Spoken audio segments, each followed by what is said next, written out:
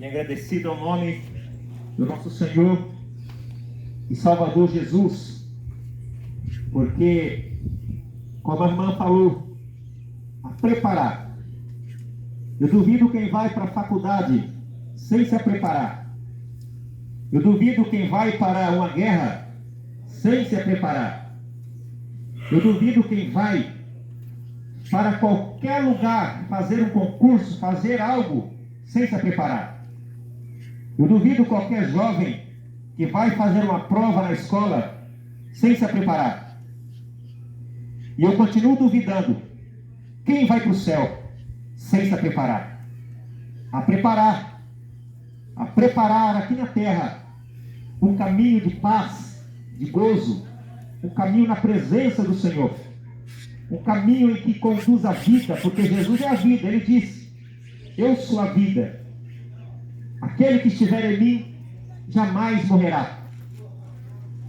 Jesus disse: eu sou a porta, se alguém entrar por mim, salvar-se-á, entrará e sairá, e achará passagem. Jesus disse: eu sou o caminho, eu sou a verdade, e eu sou a vida. Ninguém vem ao Pai senão por mim, para subir para o céu. Jesus é, aqui na terra para nós, a preparação para encontrarmos com o Criador. Porque Ele diz: eu sou o caminho. Caminho, quando nós vamos interpretar, significa uma estrada, significa um percurso que você tem que andar, porque você não pode andar pelo meio dos matos, cortando espinhos, passando em trilheiros em que ninguém passa, se tem uma estrada limpa do teu lado. E nós aqui estamos mostrando a vocês dois caminhos: um caminho de mata e uma estrada limpa. A estrada limpa é Jesus, o caminho de mata é o mundo. Mas eu posso traduzir ela diferentemente a você. Quando eu falo de caminho e é Jesus, eu falo que esse caminho, Jesus, ele é estreito. A Bíblia fala que há duas portas: a porta estreita e a porta larga. A porta larga é o mundo e a porta estreita é Jesus. Você observa que para nós servirmos a Jesus, você observa que para nós andarmos com Jesus, você observa a minha vida, que eu abdiquei de algumas coisas. Eu deixei de beber, eu deixei de fumar, eu deixei de praticar atos ilícitos para seguir a Jesus. Eu abandonei muitas coisas que o mundo oferece para andar com Jesus. Então, é estreito o caminho. Para ir para o céu, é um caminho estreito. Para ir para o mundo, para ir para o inferno, que muitos não acreditam, é a porta larga. E o mundo está oferecendo muitas coisas aí, para poder levar muitos para essa porta larga. Agora, nós estamos aqui para oferecer a você Jesus, o caminho que Ele é. Para oferecer a você a Jesus, a porta que Ele é, a verdade em que Ele é. É impossível em que Deus minta. Deus não mente. Deus não pode mentir. Jesus, Ele é a esperança em que nós ainda temos. Deus ainda é a esperança de que nós ainda temos, de ter um país melhor, de ver a família brasileira crescendo em esperança de adorar a Deus, de buscar a Deus, de ter a Deus acima de todas as coisas. Porque feliz é a nação, a Bíblia vai dizer, que cujo Deus é o Senhor, Criador dos céus e da terra. Na oportunidade, eu quero expressar a você aqui a palavra de Deus que diz lá em João, no capítulo 3, verso 16: porque Deus amou o mundo de tal maneira que deu o seu Filho unigênito, para com que todo aquele que nele crê não pereça, mas tenha a vida eterna. Eu quero expressar a você o amor de Deus para conosco. Eu quero expressar a você o amor de Deus por você em particular. O amor de Deus por você nos momentos em que você pensou em desistir, nos momentos em que você pensou em parar, nos momentos em que você pensou de que não dá mais. Deus sempre estava olhando, Deus sempre estava contemplando, Deus sempre estava observando a atitude, a ação, o coração, e Ele sempre esteve disposto para poder te abençoar. Sabe por quê? Porque Deus é amor. E quando eu falo que Deus amou, a Bíblia diz que Deus amou o mundo de tal maneira que, ao olho de qualquer ser humano, é impossível você, como mãe, colocar o seu filho para morrer, para salvar alguém. Você, como mãe, você, como pai, é impossível você pegar o único filho que você tem, ou um dos seus filhos, e colocar à disposição. Espera aí, o meu filho vai ser chicoteado, o meu filho vai ser pisado, humilhado, e mais, ele vai ser hasteado no madeiro, como se fosse uma bandeira de salvação para Bernadette.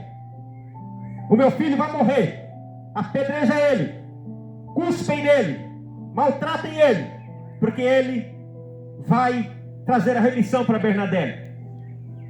Você, como mãe, você, como pai, não terá coragem nunca de fazer isso, porque quanto mais bons em que nós se aproximamos de ser na terra, nós não somos que nem Deus. A Bíblia diz que Jesus, quando veio ao mundo, Ele veio como um Deus, mas Ele não usurpou ser Deus. Ele não quis parecer-se com Deus. Ele não usou os seus poderes de um Deus para se livrar dos nossos feitores. Ele não se usou o poder de Deus para acabar com seus inimigos. Não, ao contrário. O único poder de Deus que Ele usou foi curar, foi ressuscitar, foi abençoar e foi levar a cruz até o Gólgota, por amor de mim e por amor de você. Agora, Deus amou o mundo de tal maneira em que Ele olha e tem um único filho ao lado dele, reinando, assentado no trono, e decide enviá-lo à terra como o Salvador. Deus, Ele poderia simplesmente escolher as pessoas para serem salvas. Deus poderia simplesmente escolher por nome, chamar você, o ciclano, o fulano, para ir para o céu. Mas não. Ele, com o infinito amor, Ele falou: aquele que tem fé, aquele que crê, este verá a glória de Deus. Por isso Jesus morreu na cruz do Calvário. Por isso Jesus foi crucificado no madeiro, para que todo aquele que nele crê não pereça, mas tenha a vida eterna. E eu pergunto a você, eu lanço essa pergunta e você responde para você mesmo: o que você tem feito para Jesus? Você tem crido em Jesus? Você tem confiado em Jesus? Eu posso te lançar outra pergunta, em que você se respondeu aí dizendo: eu creio em Jesus, eu sirvo a Jesus.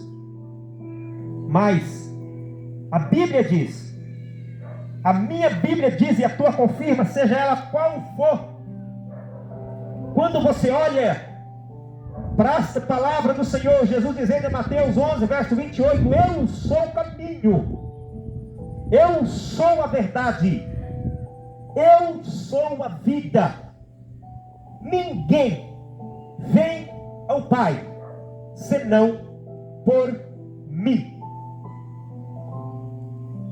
Então, não adianta você buscar salvação naqueles em que estão mortos. Não adianta você buscar salvação naqueles em que os seus tempos já passou. Hoje, Paulo já está sepultado. Paulo está esperando o momento da ressurreição. Paulo, que escreveu as suas cartas aos Coríntios, a Timóteo.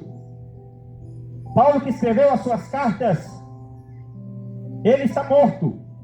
Ele morreu. Mas ele aguarda o grande momento da ressurreição. O mundo continuou de lá para cá.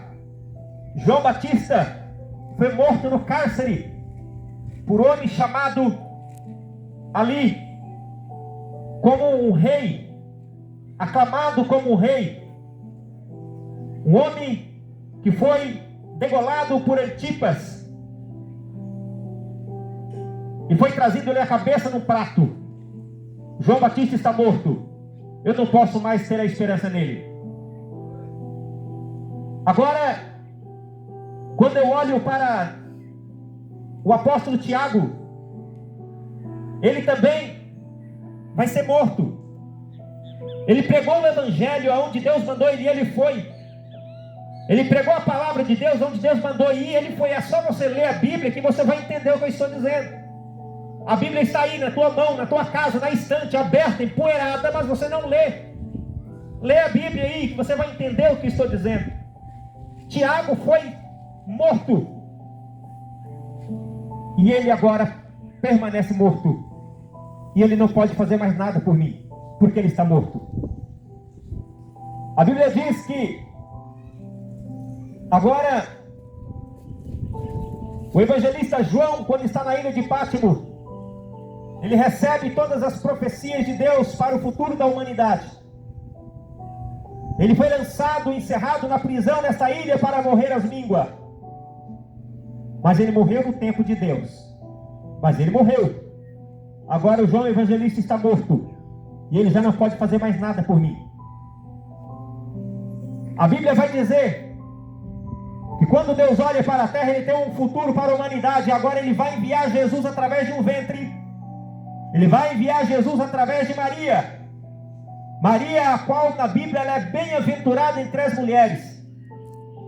Maria é bem-aventurada, pois ela foi uma mulher eleita por Deus, escolhida, para poder trazer a nós a esperança de vida, a esperança de salvação, a esperança de remissão de nossos pecados. A Bíblia diz que agora Maria está disposta, e ela não é concebida por homem nenhum. Ela recebe da parte do Espírito Santo Jesus Cristo no ventre. E ela dará luz. E agora Maria dará luz a Jesus, aquele Salvador do mundo. E quando ela dá a luz a Jesus, então prossegue-se os tempos dos tempos. E a hora de Maria chega e ela morre. Maria também está morta. E agora ela não pode fazer mais nada por mim. José, sendo o padrasto de Jesus, agora ele prossegue a sua caminhada. Quem sabe sem esposa, os filhos já crescidos, e Jesus já crucificado. Ele prossegue a sua jornada. Mas José também morre, porque ele é ser humano, e ele está morto. Agora ele já não pode fazer mais nada por mim. A Bíblia diz em que Lucas, o evangelista, o médico, um grande homem, pregador do evangelho, escreveu o livro que leva o seu nome, Lucas, e também escreveu o livro de Atos dos Apóstolos, a qual ele conta todas as histórias dos discípulos do Senhor. Lucas pregou o evangelho. Lucas pregou a salvação, o arrependimento. Lucas pregou que era necessário ter o nome escrito no livro da vida. Lucas pregou a palavra do Senhor. Lucas fez tudo por mim e por você nos tempos dele. Tudo que ele podia fazer por mim, ele fez. Mas Lucas morreu e está morto, e já não pode fazer mais nada por mim. A Bíblia diz que Lucas já não pode ouvir mais as minhas orações. A Bíblia diz que Lucas já não pode ouvir mais o meu clamor, porque ele está morto. Mas eu te apresento aqui agora, preste bem atenção. Jesus estava vivo, foi ao madeiro e foi pregado. A Bíblia diz que onde Jesus passava, arrastava a multidão. A Bíblia diz que onde Jesus passava, ele curava os cegos, ele curava os coxos, os paralíticos, ele expulsava os demônios, ele libertava as pessoas. Jesus estava fazendo tudo por mim, mas ele foi morto. Jesus morreu. E agora? A Bíblia fala que ao terceiro dia, ele foi o único que sozinho venceu a sepultura. Ele foi o único que, pela graça do Deus, o Pai, ele saiu no terceiro dia da sepultura, ele ressuscitou. Ele está vivo. Então, está nele a nossa esperança, porque ele pode nos ouvir, ele pode nos atender, porque ele está vivo à direita do Pai. Então só ele pode nos ouvir. Só quem está vivo pode ouvir. E se você está me ouvindo agora, é porque você está vivo. É porque você ainda tem a oportunidade de correr aos pés desse Jesus que continua vivo. Porque mataram ele no madeiro, porque penduraram ele no madeiro, achando que ia vencê-lo. Mas ao contrário, ele venceu, porque ele ressuscitou no terceiro dia. A morte não pode parar o Rei dos Reis e Senhor dos Senhores. A feitiçaria não pode parar o Rei dos Reis e Senhor dos Senhores. O inferno não pode parar o Rei dos Reis e Senhor dos Senhores. E a Bíblia diz que quando ele estava morto, ele desceu no seio da terra. Ele foi no ventre do inferno e lá tomou a chave do inferno e da morte das mãos de Satanás. Nem Satanás tem o domínio da sua casa, nem Satanás tem o domínio do seu reino, porque é Jesus quem reina. Foi ele que, quando lá, aleluia, ali Nabucodonosor teve um sonho de algumas estátuas em pé, e depois nessa estátua desceu uma pedra que desmiuçou ela e acabou com ela, e essa pedra estabeleceu um reino na face da terra. A pedra é Jesus Cristo, a qual nem o homem, nem o inferno pode parar este reino, e este reino está sob os seus domínios. É Jesus, ele está vivo, e ele pode te ouvir, ele pode atender o teu clamor, ele pode atender as suas necessidades, ele pode atender os teus desejos. Mas lembra que ele falou lá em Mateus 11:28, dizendo: vinde a mim. Você não espera Jesus ir até você, você não espera ele ir correndo a você, não, é nós que temos que procurar ele agora, porque primeiro ele veio até nós, deixou de ser um Deus, tornou, como diz lá em Isaías capítulo 53, dizendo assim: ele era desprezível, homem sem aparência, homem levado como se fosse um mendigo. Ele não tinha aparência, ele não era bonito, de olhos azuis, de cabelos loiros, como se pinta num quadro, como se tem no pescoço. Não, Jesus não era assim. A Bíblia diz que ele era desprezível, um homem que ninguém dava nada por ele, um homem que, quando ele foi julgado, o povo escolheu dizendo: soltem Barrabás e crucifiquem Jesus, porque ele era para o ser humano desprezível. E para você hoje, como que ele continua sendo desprezível?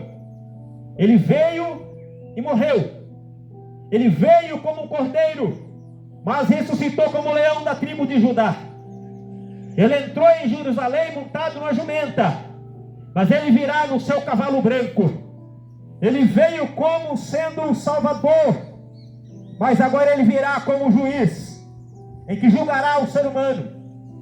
Ele veio como o Cristo Redentor, ele veio para ser crucificado e para ser julgado, mas a Bíblia diz que ele virá para ser julgar as nações.